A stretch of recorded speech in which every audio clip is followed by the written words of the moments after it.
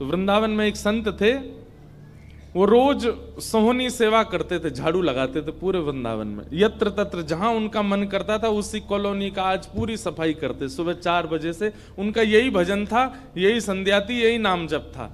सोहनी लेते और लेकर के बुहारते पूरे मार्ग को, और हमारी आपकी तरह नहीं जोर जोर से, नहीं, धीमे धीमे। उनके मन में यह भाव था कि वृंदावन श्री प्रिया प्रियतम का ही स्वरूप है, इनके प्रति मैं रोष नहीं करूंगा, धीमे धीमे। और जब बुहारते थे तो अपने नेत्रों से ध्यान पूर्वक ब्रज की रज को देखते थे, कहीं कोई चिन्ह दिख जाए, कहीं किशोरी जी के चरण रज दिख जाए, कहीं ठाकुर जी के चरण दिख जाए। करते करते जब वर्षों बीत गए तो किशोरी जी के मन में भाव आया, हम नित्य रास के लिए वृंदावन में जाते हैं और पूरे वृंदावन को सुव्यवस्थित ये महात्मा करके रखते हैं, और इनकी एक ही अभिलाषा है कि हमारे चरण चिन्ह इनको दिख जाएं। एक दिन किशोरी जी ने उनको अपने चरण चिन्ह का दर्शन कराया। वो चरण चिन्ह देख करके उनके मन में विश्वास हो गया कि हे श्यामा जो चरण चिन्ह है, इसका मतलब चरण भी है, और चरण है तो मतलब आप भी हो। जब चरण चिन्ह तक ले ही आई हो तो आप अपने दर्शन भी करा दो। अब अगली उनकी स्थिति हो गई कि अब चरण चिन्ह नहीं, अब तो प्रत्यक्ष किशोरी जी को देखना है। लेकिन हमारे ब्रज की एक परंपरा है कि जब तक किशोरी जी की सखियां अनुमति नहीं देंगी ना, तब तक किशोरी जी के दर्शन नहीं हो सकते। इसलिए ललिता जी को मनाओ, विशाखा जी को मनाओ, यमुना जी को मनाओ, गोपेश्वर महादेव को मनाओ, सखियां जब रीझ जाएंगी तब किशोरी जी से मिलना होगा। वृंदावन रस अलग है। अभी हम 15 तारीख से जो कथा करने वाले हैं वो वृंदावन रस के ही ऊपर है। 15 से लेकर के 18 अप्रैल तक गांधी धाम कच्छ गुजरात में, जहां पर वृंदावन रसामृत पद लिखा गया, वहां उस कथा को आप लाइव सुनना, उसमें वृंदावन रस की ज्यादा चर्चा करेंगे। तो जब तक ललिता विशाखा आदि सखियां अनुमति नहीं देती तब तक किशोरी जी के दर्शन नहीं होते। लेकिन किशोरी जी तो चाहती हैं कि उनको दर्शन दें। तो एक दिन किशोरी जी ने रास करते करते अपना नूपुर वहीं छोड़ दिया, और नूपुर छोड़ करके किशोरी जी निकुंज में चली गई। आप सुबह सुबह जब सोहनी करने आए तो आपको वो नूपुर मिला, और नूपुर देख करके वो आनंदित हो गए। इतना सुंदर नूपुर, ऐसी सुंदर उसकी कलाकृति, इतना हल्का उसका वजन, इतना सुंदर उसका स्वरूप।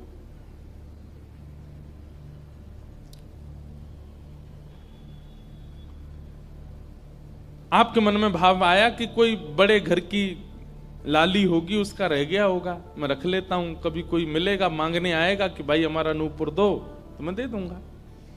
आपने वो नूपुर अपने पास रख लिया। नूपुर से दर्शन किशोरी जी ने कईयों को कराए। इसलिए वृंदावन में जब चला कीजिए ना, बहुत ध्यान पूर्वक देखते हुए पृथ्वी को चला कीजिए, क्या पता क्या मिल जाए।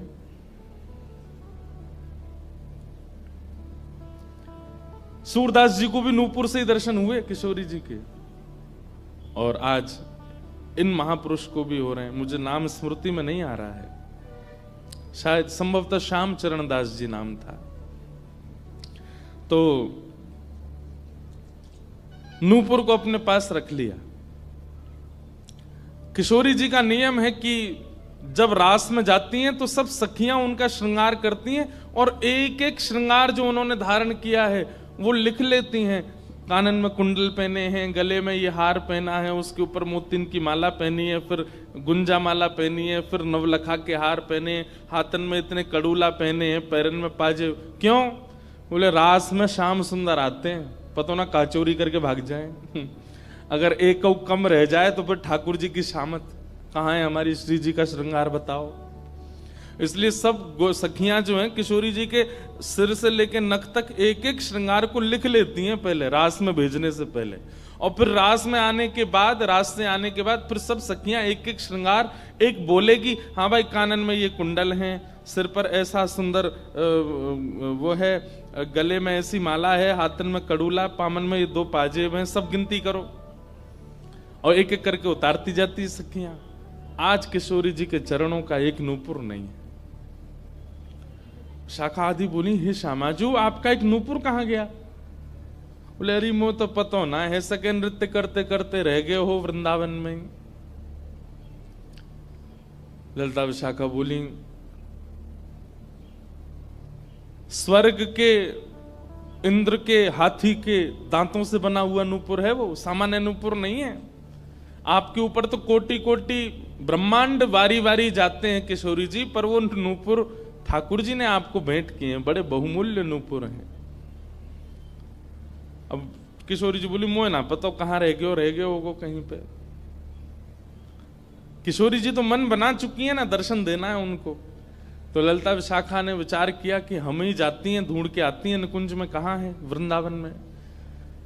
बोले अपने रूप में तो नहीं जाएंगी, तो एक वृद्धा का रूप धारण किया, एक वृद्ध मैया का रूप धारण करके ललिता विशाखा गई और वृंदावन में ढूंढने लगी नूपुर कहाँ है। तभी ढूंढते ढूंढते वो महाराज जी सोहनी कर रहे थे, उनके सामने पहुंची। अरे बाबा हमारी लाली आई सवेरे सवेरे यहाँ पे, और बाके पाम को एक नूपुर रह गयो, तेने देखो। बाबा बोले तुम कौन हो रही? बोले हम पास के गांव की रहवारी, हमारी बहू है वो, और या की लाली है वो, जाको नूपुर रह गयो है। बाबा बोले मैं कैसे पहचान जाऊं कि तुम्हारी ही लाली का नूपुर है? भाई मनचले लोग हैं, बहुमूल्य वस्तु किसी पे देखते हैं तो सब अपना अपना बताते हैं।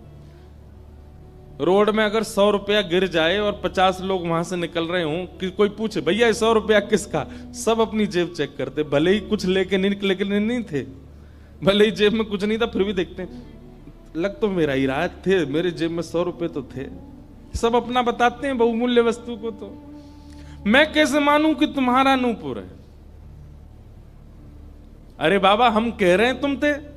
बोले कहवे को अभी मैंने तो नूपुर, मैं तो असमंजस में पड़ जाऊंगा कि मैंने गलत आदमी दे दियो। बाबा फिर कैसे मानेगो? बोले एक नूपुर मेरे पास है, एक नूपुर तुम्हारी बहू ने ही पहन रखो होगो, वाकू ले आओ और यहां लाकर के मुझे पहले नूपुर की पहचान करा तो मैं दूसरा दे दूंगा। ललिता विशाखा बोली बड़ो चतुर बाबा है, श्री जी को बुला रहा है। अरे बाबा तो शर्म ना आवे, ऐसी घर की बहू बेटी ने हम तेरे पास लेके आवेंगे? बाबा बोले तो फिर चले जाओ, तुम पे भैया खूब धन धान्य, दूसरा नूपुर बनवा लियो, जे मुंह पे ही रहने दो। ललिता विशाखा बड़ी चिंता में लौट करके आई तो किशोरी जी बोली क्या बात है, आप इतनी चिंतित क्यों? बोले एक बाबा है, बाने आपको नूपुर धल लियो, यूं कह रहा है कि पहले जिनके पास एक नूपुर है उनको लेके आओ, तब दूसरा दूंगा। तो श्री जी बोली इसमें क्या देर है, फिर ले चलो, चलते हैं ना। विशाखा जी समझ गई, बोले हे ललिता जी ये सब लीला किशोरी जी कर रही हैं, इनको दर्शन देना है उनको, और हमसे और आपसे स्पष्ट कह नहीं सकती, क्योंकि हम तो फिर सबको परखने लगती है ना कि इसमें कोई दोष तो नहीं, इसमें क्या गुण है। इसलिए किशोरी जी सीधे हमसे नहीं बोल करके और ये लीला कर रही हैं, इनको ले चलो। और किशोरी जी आई वृंदावन, और महात्मा बैठे सोहनी कर रहे थे, और सामने से जैसे ही किशोरी जी को आते हुए देखा, बाबा ले हमारी बहू आ गई, अब नूपुर दे दे, देख या को नूपुर भी वैसा ही है। बाबा बोले मेरी आंख की कमजोर है ने, दूर से दिखना रही, पास लाके हाथ से स्पर्श कराओ। ललिता विशाखा बोली बाबा तो शर्म ना आ रही अपनी बहू को स्पर्श करा में? तो बोले चरण स्पर्श करावे में कहा देर, ले आओ। किशोरी जी समीप गई, जैसी चरण स्पर्श किए अपने हाथों से नूपुर पहना करके लिपट गए चरणों से। हे किशोरी जी, हे श्यामाजू, अब कृपा करो, मैं जानू ना तो ये दोनों कोई बूढ़ी मैया हैं और ना आप इनकी बहू, आप साक्षात किशोरी और ये ललिता विशाखा है, अब मुंह पे कृपा करो। तो किशोरी जी ने उसी नूपुर से उन महात्मा के सिर पर एक चिन्ह बना दिया, अपने नूपुर का ही चिन्ह बना दिया, और कहा बाबा अब जीवन भर ये छाप आपके मस्तक